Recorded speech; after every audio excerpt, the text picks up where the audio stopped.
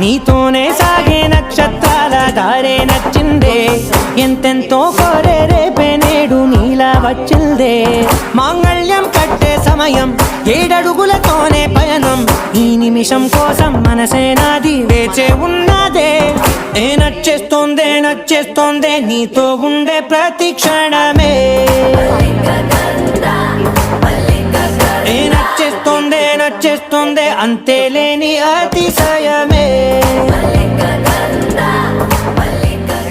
తినేద్దామా?